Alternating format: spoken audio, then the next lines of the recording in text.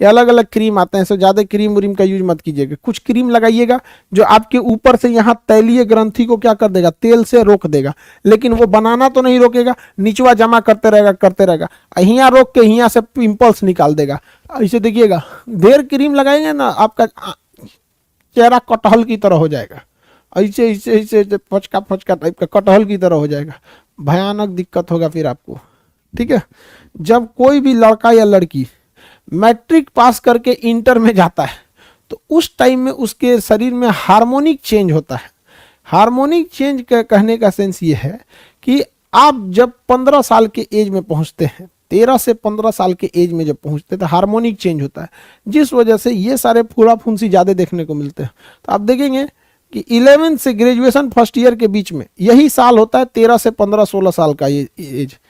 इस एज में आप देखेंगे लड़का या लड़की का बहुत सारा दाना वाना निकलने लगता है शरीर में। पहली बार हार्मोनिक चेंज होने की वजह से शरीर एडजस्ट नहीं कर पाता, 1-2 साल के बाद वो एडजस्ट कर लेता है, फिर दाना फुंसी खत्म हो गया।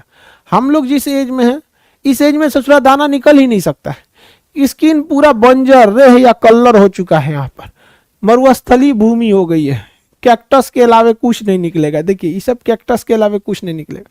लेकिन जो नए यंग लड़के अभी अभी मैट्रिक इंटर पास किए हैं, अभी उनका स्किन एकदम जलोढ़ मिट्टी है, समझ में आ गया, वो भी एकदम खादर जलोढ़, नवीन जलोढ़, कुछ निकल जाएगा। हम लोग बंजर पथरीला कैक्टस बस निकलेगा। तो वो हार्मोनिक चेंज भी होता है, समझ में आएगी नहीं, हार्मोनिक चेंज। किसी को कोई दिक्कत नहीं है, समझ में आ गया आप सब लोगों को हार्मोनिक चेंज क्या होता है। ये सीबम जो होता है ना, हमारे बाल में भी निकलता है। हमारे शरीर का जो खोपड़ी होता है ना, इससे भी सीबम निकलना बहुत जरूरी होता है, इससे सीबम निकलना जरूरी होता है। और वह सीबम हमारे बालों को थोड़ा सा मुलायम रखता है। बालों को क्या रखता है, मुलायम रखता है। किसी किसी के खोपड़ी में तैलीय ग्रंथि कम पाया जाएगा। अब जब खोपड़िए में तैलीय ग्रंथि कम पाया जाएगा तो सीबम की मात्रा कम निकलेगी, उसका बाल एकदम ड्राई रहता है। माय हेयर इज वेरी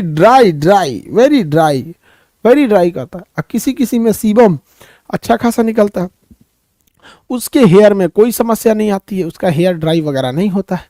तो सीबम का आना बहुत जरूरी है। आपके शरीर में ठंडी के दिन में सीबम कम बनता है, सीबम क्या बनता है, कम बनता है, समझ में आ गया। तो मरे हुए स्किन को वैसे ही सूखा सूखा मरा हुआ स्किन ऊपर पड़ जाता है, सीबम रहेगा तो उसको चपचपा करके मैल बना देगा। तो ठंडी के दिन में सीबम कम बनता है। त्वचा जो हमारा खोपड़ी होता है ना, इसमें भी सीबम कम बनता है। हालांकि सर में सीबम जो होता है ना, सर में एक फंगस पाए जाते हैं। शरीर में क्या पाए जाते हैं, फंगस, छोटे छोटे जीव होते हैं फंगस, वो इस शरीर त्वचा के सीबम को खा जाते हैं।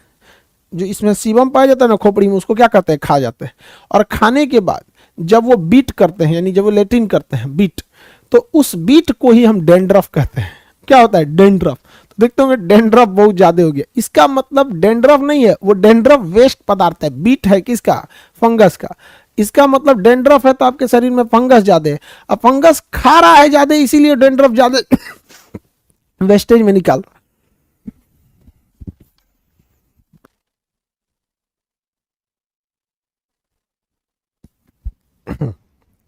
दमा उमा मत हो जाए हमको, बुढ़ोती में बड़ी दिक्कत होता है, ठंडी उड्डी में दमा उमा हो जाता है।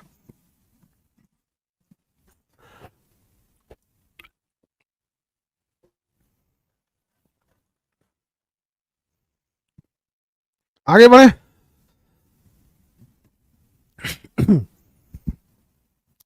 देखिए ध्यान से, तो हमारे शरीर में जो सीबम बनता है उसे फंगस खाता है, उस फंगस का जो बीट होता है वो क्या कहलाता है, डेंड्रफ कहलाता है। इसलिए डेंड्रफ करने के बाद हाथ जरूर धुलना। ये सब चीजें जो होती है फंगस वगैरह इसमें ज्यादा होते हैं, समझ आ गया। इसलिए ऐसा नहीं होता है कि आप ऐसे, हमारे शरीर में पूरी और कीटाणु ज्यादा है, इसमें फंगस बहुत ज्यादा पाए जाते हैं सर के अंदर। तो आप जब शैम्पू वगैरह कर तो उसमें फंगस हाथ में आ जाते हैं। फंगस जीव होते हैं, आपको बॉटनी में पढ़ाएंगे फंगस के बारे में। हमारी मरी हुई कोशिकाओं में जब सीबम मिल जाता है तो उसे चिपचिपा मैल बना के बाहर कर देता है, त्वचा को चिपचिपा या ऑयली बना के रखता है सीबम। पसीना तो आप समझ ही गए, आप लोग को इतना तो समझ में आ गया। यूवी किरणों से रक्षा कौन करता है, कौन क्या करता है।